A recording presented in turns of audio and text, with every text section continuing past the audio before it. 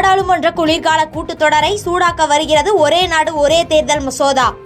மத்திய அமைச்சரவையின் பரிந்துரை ஏற்புக்கு காங்கிரஸ் உள்ளிட்ட கட்சிகள் கடும் எதிர்ப்பு. ஒரே நாடு ஒரே தேர்தல் நாட்டை துடிப்பான ஜனநாயகமாக மாற்றும். ராம்நாத் கோவிந்த் பரிந்துரையை குறித்து பிரதமர் மோடி கருத்து. நிலவில் இருந்து பாறை மண்ணை எடுத்து வந்து ஆய்வு செய்யும் சந்திரயான் 4 திட்டத்திற்கு மத்திய அரசு ஒப்புதல். விண்வெளியில் ஆய்வு மையம் அமைக்கும் திட்டத்துக்கும் ஒப்புதல். துணை முதலமைச்சர் பதவி குறித்து முதலமைச்சர் தான் முடிவெடுப்பார். அமைச்சர் உதயநிதி ஸ்டாலின் விளக்கம். முதலமைச்சர் முடிவெடுப்பாருங்க, நீங்க முடிவெடுக்காதீங்க. தொண்டர்கள் விருப்பத்தை தெரிவிச்சிருக்கிறாங்க. நேற்று பழிமணிக்கம் அவர்கள் அந்த விருப்பத்தை தெரிவித்தாங்க. பட் எதாக இருந்தாலும் என்றைக்குமே எல்லா அமைச்சர்களுமே முதலமைச்சருக்கு துணையாகத்தான் இருப்போம். இது முழுக்க முழுக்க முதலமைச்சருடைய தனிப்பட்ட முடிவு.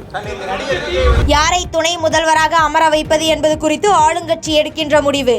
துணை முதல்வருக்கான தேவை அவர்களுக்கு உண்டான சுதந்திரம் என விசிக தலைவர் தொல் திருமாவளவன் பேட்டி. முதல்வரை சந்திப்பதற்கு முன்பு நாங்கள் என்ன கோரிக்கைகளை பேசினோமோ அதே கோரிக்கைகளைத்தான் முதல்வரை சந்தித்த பிறகும் நாங்கள் பேசிக் கொண்டிருக்கிறோம். எங்கள் நிலைப்பாட்டில் எந்த மாற்றமும் இல்லை. எங்கள் கருத்தை திமுக உடன்படுவதால் எங்கள் மாநாட்டில் அவர்கள் பங்கேற்க இசைவளித்திருக்கிறார்கள். லெலபானின் பேஜரை தொடர்ந்து வாக்கி டாக்கி லேப்டாப்களை வெடிக்க செய்து தாக்குதல்.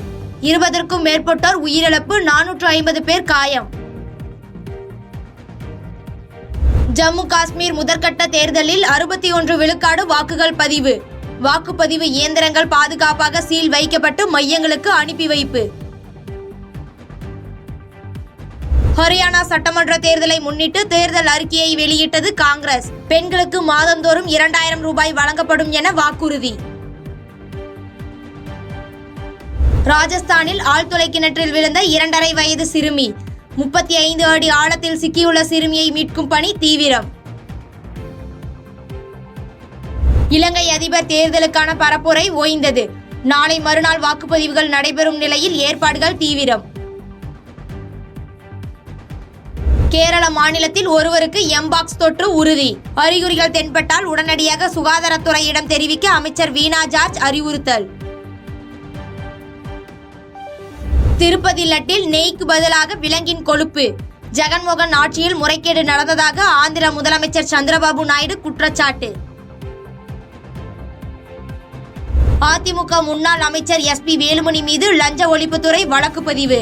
சென்னை மாநகராட்சி டெண்டரில் முறைகேடு நடந்ததாக எழுந்த புகாரில் நடவடிக்கை. இந்தியா வங்கதேசம் இடையான முதல் டெஸ்ட் கிரிக்கெட் போட்டி சென்னை சேப்பாக்கம் மைதானத்தில் இன்று தொடங்குகிறது. ஆப்கானிஸ்தானுக்கு எதிரான ஒருநாள் போட்டியில் 107 ரன்களில் சுருண்டது தென்னாப்பிரிக்கா. 6 விக்கெட்கள் வித்தியாசத்தில் ஆப்கானிஸ்தான் அணி அசத்தல் வெற்றி.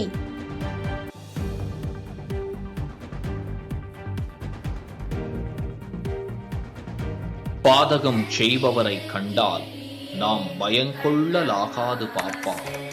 மோதி மிதித்து விடு பாப்பா, அவர் முகத்தில் உமிழ்ந்து விடு பாப்பா. அண்மை செய்திகளை உடனுக்குடன் தெரிந்து கொள்ள இணைந்திருங்கள் இயம்நாடு தொலைக்காட்சியுடன்.